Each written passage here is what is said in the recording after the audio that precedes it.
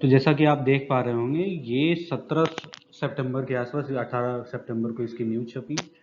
17 सितंबर को मोदी जी ने, हमारे ऑनरेबल प्राइम मिनिस्टर ने नेशनल लॉजिस्टिक्स पॉलिसी को लॉन्च किया। और इस पॉलिसी को लॉन्च करते वक्त उन्होंने कुछ पॉइंट्स रखे, उन्होंने अपने एम बताया कि क्यों ये पॉलिसी लॉन्च की जा रही है। उनका ये कहना था कि ये पॉलिसी जो है actually seamless movement of goods को काफ़ी हद तक प्रमोट करेगी। और इंडिया में जो एक लॉजिस्टिक्स की अभी तक कोई डेडिकेटेड पॉलिसी नहीं बनी हुई थी, उसको एक नई पॉलिसी के रूप में दिया जाएगा और पूरी इंडस्ट्री, लॉजिस्टिक इंडस्ट्री जो है इस पॉलिसी को फॉलो करते हुए आगे की तरफ बढ़ेगी। पहले बात करते हैं, पहले क्या था। पहले जो है लॉजिस्टिक्स इंडस्ट्री को अलग काउंट किया जाता था। अभी लॉजिस्टिक्स, पूरी की पूरी लॉजिस्टिक्स जो है मैन्युफैक्चरिंग के अंदर काउंट किया जाता है। और चूंकि ये मैन्युफैक्चरिंग के अंदर आ गया, इसकी वजह से एक न्यू पॉलिसी की रिक्वायरमेंट थी, ताकि पूरे देश में लॉजिस्टिक्स जो है स्मूथली और वेल रन मैनर्ड में चल सके। और कुछ इसके जो लूप होल्स थे उसको भी फिक्स करने की कोशिश की गई है इस पूरे पॉलिसी के थ्रू। आइए आगे देखते हैं। तो सबसे पहले हम ये जानना जरूरी समझते हैं कि लॉजिस्टिक्स है क्या। देखिए, जो भी एक फ्लो ऑफ गुड्स जो होता है फ्रॉम ओरिजिन टू डेस्टिनेशन, उसको हम कहते हैं logistics. It is the management of flow of goods from origin to the destination. Origin कुछ भी हो सकता है, डेस्टिनेशन कुछ भी हो सकता है। ब्रॉडली स्पीकिंग, अगर आप किसी और भी रिसोर्सेज को कोऑर्डिनेट कर रहे हैं उनके मूवमेंट में, वो भी लॉजिस्टिक्स के ही अंदर कंसिडर किया जाएगा। जैसे कि the process of coordinating and moving resources like people, material, inventory, equipment. So अगर कोई कहे लॉजिस्टिक्स जो है सिर्फ और सिर्फ फ्लो ऑफ गुड्स ही हैं, that is not completely true. In reality, the movement of any other resources like people, material, inventory, these all are considered to be the part of logistics. So initially logistics, word logistics का पूरा process जो है military के through start हुआ। Military ने जो है, जब अर्लियर डेज में मिलिट्री को अपने सामान एक जगह से दूसरी जगह पे लेके जाना होता था, तो वो जिस प्रोसेस के तहत, वो जिस उन्होंने क्या किया, एक आइडेंटिफाई किया एक प्रोसेस, उस प्रोसेस के तहत ही उन्होंने कुछ गाइडलाइंस, इंटरनल गाइडलाइंस जारी किए, कुछ रूल सेट किए, और उसी रूल को फॉलो करते हुए पहले के ज़माने में, अभी भी, पर इनिशियली जब ये चीज़ें स्टार्ट हो रही थी तो मिलिट्री ने उसी रूल को फॉलो करते हुए विथ डिसिप्लिन चीज उन्होंने अपने इक्विपमेंट्स को मूव करना, इन्वेंट्री को एक जगह से दूसरी जगह पे मूव करना शुरू किया। और फिर वहां से ये वर्ड जनरेट हुआ logistics. Okay, logistics include packaging, transportation and warehousing also. तो देखिए, पैकेजिंग, आप ये आप समझते होंगे, कोई भी प्रोडक्ट जब बनता है उसको एक पैकेजिंग की रिक्वायरमेंट होती है कि हम उसको पैकेज कर सकें। जैसे मान लो कि आप बिस्किट खरीदते हो, बिस्किट जो है आप नॉर्मल किसी भी मैन्युफैक्चरिंग हब में जब आप देखने जाओगे तो बिस्किट, वहाँ बिस्किट बन रही होगी, उसकी पहली लेयर ऑफ पैकिंग हो रही होगी। बट समझो कि अगर दिल्ली से चल के लखनऊ को एक कंटेनर जो है बिस्किट आने वाली है, तो उसकी पैकेजिंग कार्टन्स में होती है, बॉक्सेस में होती है। और जो पैकेजिंग की प्रोसेस है उसको भी हम लॉजिस्टिक्स का ही हिस्सा मानते हैं। और ऑफ कोर्स एक जगह से दूसरी जगह पे जो वो पूरे के पूरे बॉक्सेस को, कंटेनर को मूव किया जाता है, that is a part of transportation. And warehousing, ये वो जगह है जहां पूरे के पूरे गुड्स को, मटेरियल्स को, इन्वेंट्री को हम स्टोर करते हैं, ताकि आने वाले समय में इन फ्यूचर जब भी उसकी जरूरत पड़ सके, और जिसे भी उसकी जरूरत पड़ सके, उसे हम ये प्रोवाइड कर सकें। एक रोबस्ट और इकोनॉमिक ग्रोथ के लिए लॉजिस्टिक्स का एफिशिएंट एंड इफेक्टिव होना बहुत जरूरी है। क्यों, इस बात को जानना भी बहुत जरूरी है। आप समझो कि कोई भी सामान, अगर आप किसी भी स्टेट में रहते हो, आप किसी भी सिटी में रहते हो, उस सिटी में अगर कोई एक पर्टिकुलर सामान, पर्टिकुलर गुड्स आपको नहीं मिल रहे, तो आप क्या करते हो, आज के डेट में आप ई कॉमर्स के थ्रू ऑनलाइन ऑर्डर मंगा लेते हो। लेकिन वो ऑर्डर जो आप तक पहुंचता है, वो जिस प्रोसेस से होके गुजरता है और आप तक पहुंचता है, this itself is a part of logistics. वो सबसे पहले वो जो भी सामान रहा होगा, वो मैन्युफैक्चरर्स के पास से शिप होके लोकल जो वेयर हाउसेज होते हैं वहां आता है, और फिर वेयर हाउसेज से जो लोकल कुरियर बॉयज या फिर डिलीवरी पर्सन जो होते हैं उनको पिक करके आप तक ड्रॉप करते हैं। ये होता है पूरा एक लॉजिस्टिक का फ्लो। और इससे पूरी की पूरी लॉजिस्टिक्स इंडस्ट्री से इन किसी भी इकोनॉमी की ग्रोथ जो है ना वो बहुत ही ज्यादा निर्भर है इन पर। तो इसलिए ये भी कहा जाता है कि किसी भी इकोनॉमी को अगर आप ग्रो करना चाहते हो तो उसकी लॉजिस्टिक्स की जो कॉस्ट है उसको मिनिमम कर दो, ठीक है। वो इकोनॉमी अपने आप बूस्ट करने लगेगी, लोग एक जगह से दूसरी जगह पे चीज़ों को बहुत आसानी से भेज पाएंगे, जिसकी वजह से आप देखो जब एक देश से दूसरे देश में चीज़ें जब सीमलेसली फ्लो करती हैं तो उसको हम कहते हैं globalisation. But within any nation जब आप एक स्टेट से दूसरे स्टेट, एक सिटी से दूसरे सिटी जब चीज़ों को बहुत ही एफिशिएंटली, स्मूथली, इफेक्टिवली और सीमलेसली जब आप भेज पाओगे, वो कहीं ना कहीं जाके इकोनॉमी में आपको बेनिफिट देगा, पूरे इकोनॉमी को ग्रो करने में मदद करेगा। फिर अगेन वही बात यहाँ रिपीट की गई है कि एफिशिएंट सप्लाई चेन नेटवर्क जो है उसके पास इतनी पोटेंशियल है कि इकोनॉमी को कई गुना रफ्तार से आगे की तरफ बढ़ा सकता है। इंडिया में क्या चैलेंजेस हैं लॉजिस्टिक्स इंडस्ट्री में? लॉजिस्टिक इंडस्ट्री में इंडिया में सबसे बड़ा और मेजर चैलेंज जो है वो कॉस्ट है। क्या है कि इंडिया में आज आप समझो कि आप किसी सिटी में हो और उस सिटी से आप अपने कजन को किसी जो कि एक दूसरे सिटी में रहता है उसे आप कुछ भेजना चाहते हो, तो जो कॉस्ट ऑफ लॉजिस्टिक्स है, कॉस्ट ऑफ लॉजिस्टिक्स यानी जो एंड यूजर को जो कॉस्ट बेयर करनी पड़ती है। जैसे मान लो कि आपने अभी अभी कुछ समय पहले रक्षाबंधन हो गया गुजरा और आप में से कई बहनों ने अपने भाइयों को राखियां भेजी हुई। एक राखी जो है 10 रुपए से शुरू होके 20 रुपए, 50 रुपए, 100 रुपए, 150, उसकी कई कीमतें हैं। बट उसको भेज सम फॉर एग्जाम्पल आप ये कंसिडर करो कि 10 रुपए की एक राखी किसी बहन ने खरीदी, उसको वो पटना से दिल्ली भेजना चाहती है, उसको 100-150 रुपए लग जाते हैं उस राखी को भेजने में। मिनिमम 50 to 60 रुपीज तो लगने ही लगने। ये कॉस्ट जो है इस प्रोडक्ट के कई गुना ज्यादा है और यही एक सबसे बड़ा चैलेंज है इंडिया में, the high cost of logistics. इस जिसके कारण क्या होता है, हम डोमेस्टिक मार्केट में या फिर ग्लोबल मार्केट में दूसरे इकोनॉमिक कंट्री जो जो बड़ी बड़ी इकोनॉमीज हैं उनसे हम compete नहीं कर पाते। जैसे आप फॉर एग्जांपल मैं आपको एक छोटी सी बात बताना चाहूंगा कि इंडिया का जो गेहूं है वो बांग्लादेश के गेहूं से महंगा है। बांग्लादेश हमसे सस्ते रेट पे गेहूं को एक्सपोर्ट करता है। क्यों? इसका सबसे बड़ा फैक्टर है हाई कॉस्ट ऑफ लॉजिस्टिक्स। क्या होता है कि जब आप पंजाब जैसे स्टेट से, बिहार जैसे स्टेट से, उत्तर प्रदेश से आप गेहूं को एक जगह पे कलेक्ट करोगे और कलेक्ट करने के बाद उनको उनकी पैकेजिंग पे ध्यान दोगे और फिर उसके बाद आप उसको एक्सपोर्ट करोगे, तो ये जो एक दूसरे स्टेट से गेहूं को एक जगह पे लाके कलेक्ट किया जाता है या फिर उसके फर्दर भी जब वो गेहूं को आगे भेजा जाता है, उसकी जो कॉस्ट है वो बहुत ज्यादा है और जिस वजह से हम इंटरनेशनल मार्केट में, ग्लोबल मार्केट में मात खा जाते हैं दूसरे देशों के मुकाबले, ठीक है। दूसरा है unfavourable model mix. Unfavourable model mix ये कहता है कि देखिए अपनी पूरी इंडियन कंट्री जो है, इंडिया जो है, इसमें रोडवेज की कंडीशन बहुत अच्छी नहीं है। बट अगेन 60% ऑफ लॉजिस्टिक्स जो है रोडवेज पे निर्भर है, 30% जो है वो रेलवेज पे निर्भर है, जबकि ये होना उल्टा चाहिए था। हमारे इंडिया में सबसे बड़ी रेल नेटवर्क कहीं है तो वो इंडिया में है। तो जब आपके पास कोई सुविधा है और बहुत अच्छे प्रचुर मात्रा में है तो उसका इस्तेमाल ज्यादा होना चाहिए, ना कि उसका जो कम है। हमारे पास रोडवेज की स्थिति बहुत अच्छी नहीं है तो 60% लॉजिस्टिक जो उस पर डिपेंडेंट है। रेलवे जिसका नेटवर्क इंडिया में, जिसका नेटवर्क बहुत बड़ा है, हर शहर, हर कस्बे के 10, 15, 20 किलोमीटर के नजदीक में तो कोई ना कोई रेलवे स्टेशन है। उस पर डिपेंडेबिलिटी जो पूरी लॉजिस्टिक इंडस्ट्री की है वो मात्र 30% है। तो ये बहुत ही अनफेवरेबल मॉडल मिक्स है, ठीक है। हमारे पास मटेरियल हैंडलिंग के जो इंफ्रास्ट्रक्चर और वेयर हाउसिंग है ये अंडर डेवलप्ड है, इसे हमें डेवलप करने की जरूरत है। आप बहुत सारे छोटे स्टेट में जाओ, बहुत सारे छोटे सिटीज में जाओ जहाँ वेयर हाउसिंग इंडस्ट्री बहुत ही लिमिटेड है। वहाँ अगर जैसे समझो कि आप किसी झारखंड के, मैं बहुत ही ये एग्जाम्पल के रूप में दे रहा हूँ कि आप समझो झारखंड के किसी छोटे से एक सिटी में आप कोयला स्टोर करना चाहते हो, तो चूंकि वो वहीं से उसकी खनन हो रही है आप कोयले को वहां स्टोर कर लेते हो। बट आप समझो कि संतरे आप नागपुर से ट्रांसफर करके उस झारखंड के छोटे से सिटी में लेके आते हो और आप चाहते हो कि हम इसे यहीं स्टोर करें और यहीं से बेचें।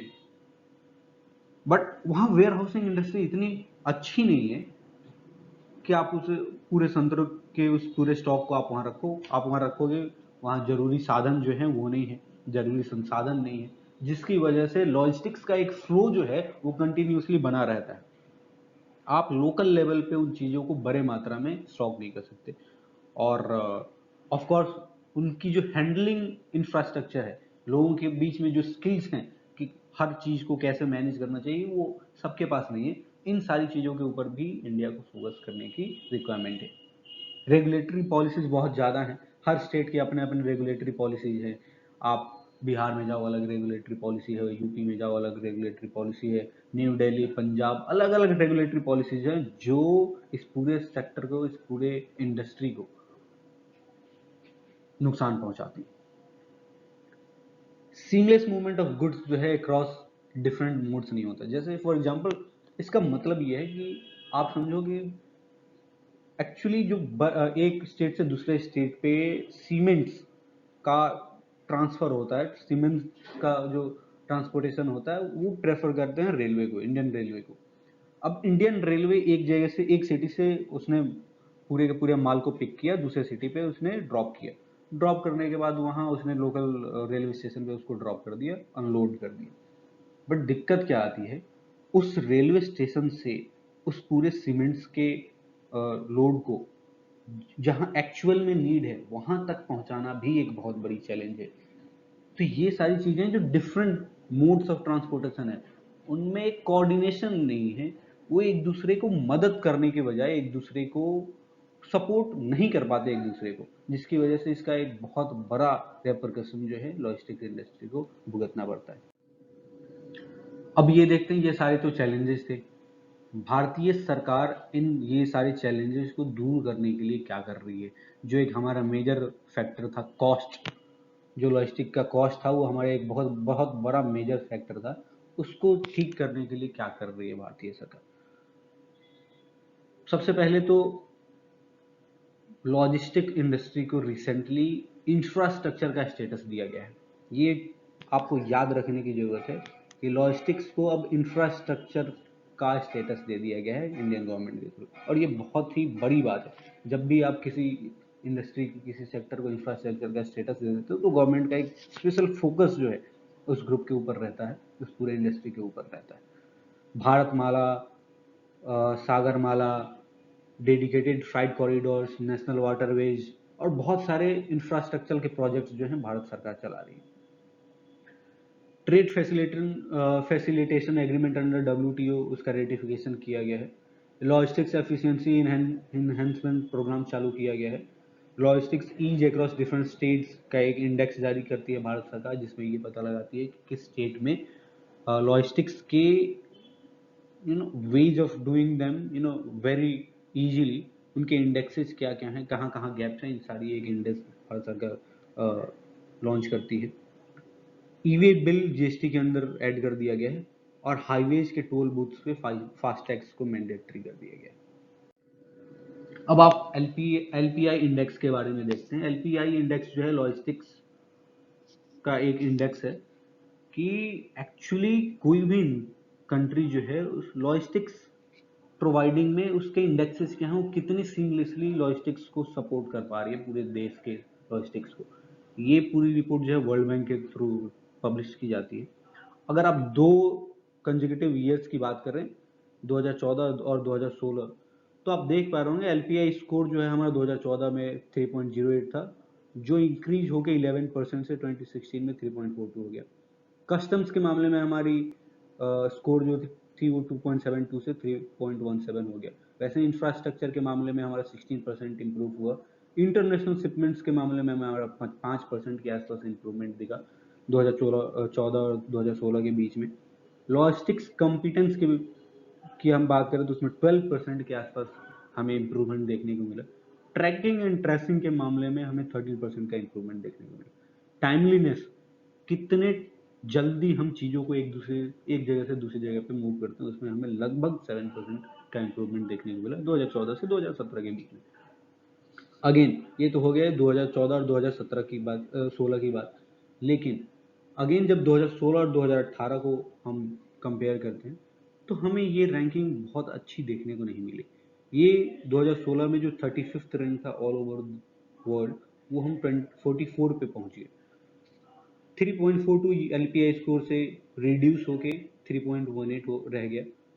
कस्टम्स 2.96 रह गया, इंफ्रास्ट्रक्चर 2.19 रह गया, इंटरनेशनल शिपमेंट्स 3.21 रह गया। आप देख पा रहे होंगे लगभग सारे ही स्कोर्स जो हैं 2016 और 2018 के मुकाबले 2018 में कम हो गए।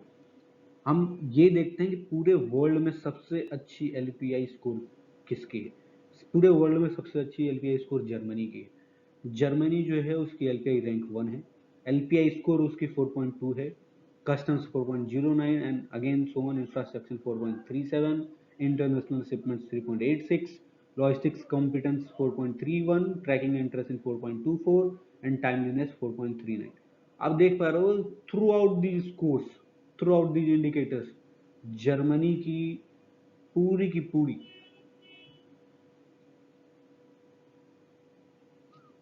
जर्मनी पूरी की पूरी अक्रॉस दीज इंडिकेटर्स, जर्मनी जो है पूरे ही तरीके से कंसिस्टेंट रहा है 4 के ऊपर। और यही एक अच्छे लॉजिस्टिक्स, किसी भी कंट्री में एक अच्छे लॉजिस्टिक्स पॉलिसी होने का नतीजा है। फिर हम देखते हैं कि LPI इंडिकेटर्स कौन कौन से, और ये हम 2018 के हिसाब से बात करेंगे। तो एक LPI इंडिकेटर जो हमारा है the efficiency of customs and border management clearance, कि बॉर्डर पे कस्टम्स की एफिशिएंसी कितनी है। तो आप देख पा रहे होंगे 2018 में हमें रैंक मिली, 2014 में मिली 65, 2016 में थी 38। The quality of trade and transport and infrastructure, trade and transport infrastructure में हम 2016 में 36 पे थे, ठीक है। The ease of arranging competitively price shipments, बाकी देश जिस रेट पे, जिस प्राइस पे शिपमेंट्स को एक जगह से दूसरी जगह भेज पा रहे हैं, क्या हम उस रेट को compete कर पा रहे हैं, उसमें हमारी रैंकिंग 39 थी। The competence and quality of logistic service, quality के मामले में हम 32 थे। Ability to track and trace consignment, consignment को ट्रैक एंड ट्रेस करने के मुकाबले में हम 33 रैंक पे थे। The frequency with which shipments reach consignee within scheduled और एक्सपेक्टेड डिलीवरी टाइम्स। देखो एक वर्ड होता है ETA, ठीक है। ETA का मतलब होता है estimated time of arrival. Estimated time of arrival वो होता है, आप इसको बेसिक शब्दों में समझो, जब आप किसी भी E-कॉमर्स वेबसाइट से कोई भी सामान ऑर्डर करते हो तो वहाँ एक टाइम दिखाया जाता है कि इस टाइम तक आप तक ये पहुंच जाएगी। वो एग्जैक्ट टाइमिंग नहीं होती, बट वो एक एस्टिमेटेड टाइम ऑफ अराइवल होता है। तो उस मामले में हम उस ETA को कितने समय, कितनी एफिशिएंटली मीट कर पाए, इस मामले में हमें हमारी ऑल ओवर वर्ल्ड की रैंक जो थी 2016 में 42 थी। अब बात करते हैं LPI इंडेक्स 2018 की। अगर हम बात करें तो LPI इंडेक्स 2018 में भारत के जो पड़ोसी मुल्क हैं उनके कितने स्कोर्स रहे, क्या रैंक रहा, इन सारी चीज़ों को भी देखना बहुत ज़रूरी है। हाँ, हम अपने पड़ोसी मुल्कों के मुकाबले बहुत ही अच्छा परफॉर्म कर रहे हैं, बहुत ही अच्छी लॉजिस्टिक्स इंडस्ट्री को सपोर्ट प्रोवाइड कर पा रहे हैं। लेकिन क्या रैंक्स रही उनकी, क्या स्कोर रहे, इनको भी हम देख लेते हैं।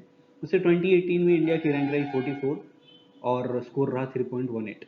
मालदीव्स की 86, 2.67। श्रीलंका 94, 2.6। बांग्लादेश रैंक रही 100 और 2.58 का उनका स्कोर रहा। नेपाल 114, पाकिस्तान 112, भूटान 149, अफगानिस्तान 160।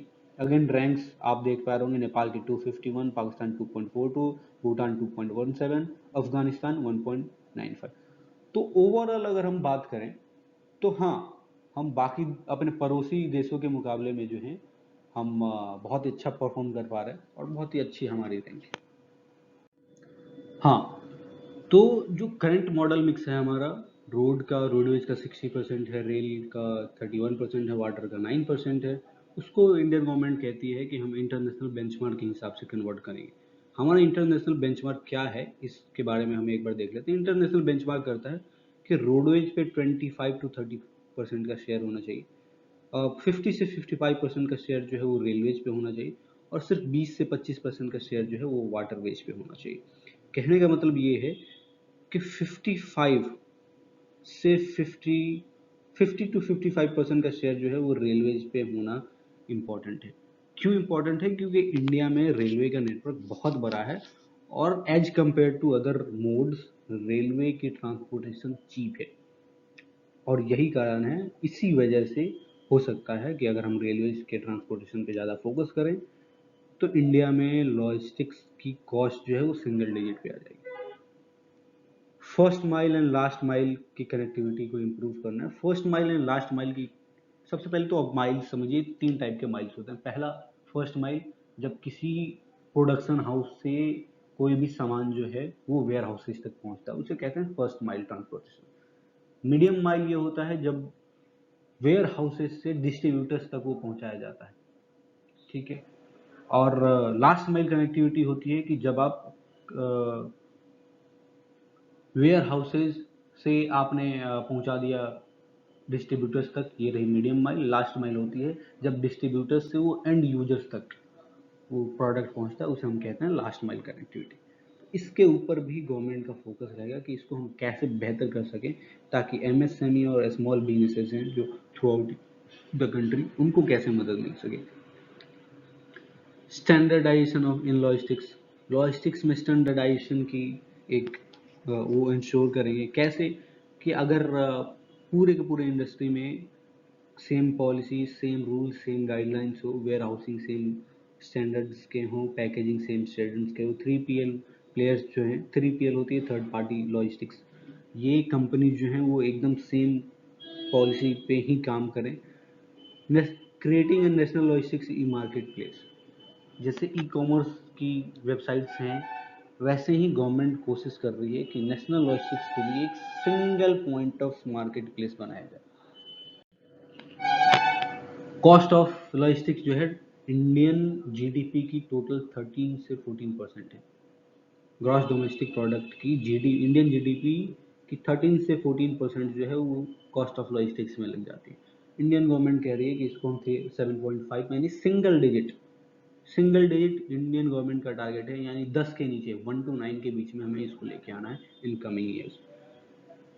जो लॉजिस्टिक्स इंडस्ट्री 22 मिलियन लोगों की लाइवलीहुड की काम करती है, इन लोगों का भरण पोषण करती है, उस पर बहुत फोकस करना और उसमें जॉब्स बढ़ानी है। इंडियन लॉजिस्टिक्स मार्केट जो है लगभग $200 बिलियन की इसकी वर्थ है, और ये पूरा लॉजिस्टिक्स पॉलिसी जो है, नेशनल लॉजिस्टिक्स पॉलिसी जो है, पीएम गति शक्ति नेशनल मास्टर प्लान में भी हेल्प करेगा। अब हम देखते हैं कि इंडिया की लॉजिस्टिक्स बाकी देशों के मुकाबले कितनी इनएफिशिएंट है, एफिशिएंट है। आप ब्रिक्स कंट्रीज की बात करें तो उनमें जो कॉस्ट ऑफ लॉजिस्टिक्स है जीडीपी की, वो 10 से 11% है। ब्रिक्स कंट्रीज हैं Brazil, Russia, India and China. तो इंडिया की ऑफकोर्स 13 से 14% है, और उनके अलावा जो है उनकी एट एन एवरेज 10 से 11% के आसपास है। यूएस की 9.5 है। जर्मनी जो नंबर 1 पे है उसकी 8% ऑफ कंप्लीट जीडीपी। गवर्नमेंट ये भी कह रही है कि डॉक्यूमेंटेशन को हम सिंप्लीफाई करेंगे, एक्सपोर्ट इंपोर्ट में जितनी भी डॉक्यूमेंट्स की रिक्वायरमेंट होती है उनके पूरे प्रोसेस को सिंपल करेंगे, ताकि इंडिया से एक्सपोर्ट के ऊपर फोकस किया जा सके। ट्रांसपेरेंसी लेके आएंगे थ्रू डिजिटाइजेशन ऑफ प्रोसेसेस को डिजिटल कर देंगे, जिसकी वजह से करप्शन जो है वो कम हो जाएगा और चीज़ें जो है वो ट्रांसपेरेंट हो जाएंगी। रेगुलेटरी सर्टिफिकेट्स जो हैं, कंप्लायंस सर्विसेज जो हैं, इन सारी चीज़ों को हम ट्रांसपेरेंट बनाएंगे with the help of digitization. एक गवर्नमेंट ने ये भी कहा है कि डेटा एंड एनालिटिक्स सेंटर जो है पूरे एक कंट्री के लिए बनाया जाएगा, जो कि की लॉजिस्टिक्स मैट्रिक्स जो है पूरे इंडिया के लॉजिस्टिक इंडस्ट्री के, उनको मॉनिटर करेगा। 10 से 15 मिलियन जॉब्स क्रिएट किए जाएंगे, उनके स्किल्स को इन्हेंस किया जाएगा, और पूरे इंडस्ट्री में, पूरे सेक्टर में जेंडर डाइवर्सिटी को प्रमोट किया जाएगा। वेयर हाउसिंग सेक्टर को इम्प्रूव किया जाएगा, कोशिश किया जाएगा कि वो डिफरेंट स्टैंडर्ड्स को फॉलो ना करें, बल्कि एक सिमिलर जो कि पॉलिसी में, नेशनल लॉजिस्टिक्स पॉलिसी में बताई गई है, उसी गाइडलाइंस को फॉलो करते हुए उसी स्टैंडर्ड को फॉलो करें, ठीक है। क्रॉस रीजनल ट्रेड को जो है ऑन ई कॉमर्स प्लेटफॉर्म, उनको प्रमोट किया जाएगा। सिंगल विंडो लॉजिस्टिक ई मार्केट प्लेस का गठन किया जाएगा, उसको एक क्रिएट किया जाएगा। Centre of trade facilitation and logistics excellence, CTFL का भी एक गठन किया जाएगा। CTFL will focus on identifying global best practices in logistics and adapt the same to India's context. बाकी के देशों में लॉजिस्टिक्स के मामले में जो बाकी के देश अच्छे प्रोसेस को फॉलो कर रहे हैं, उन प्रोसेसेस को फॉलो किया जाएगा इंडिया के एक्सपेक्ट में। इसके एडवांटेज क्या क्या हैं? सबसे पहले तो कॉस्ट जो है, cost of manufacturing and transportation कम हो जाएगा, जिसकी वजह से बहुत सी चीज़ें चीप हो सकती है।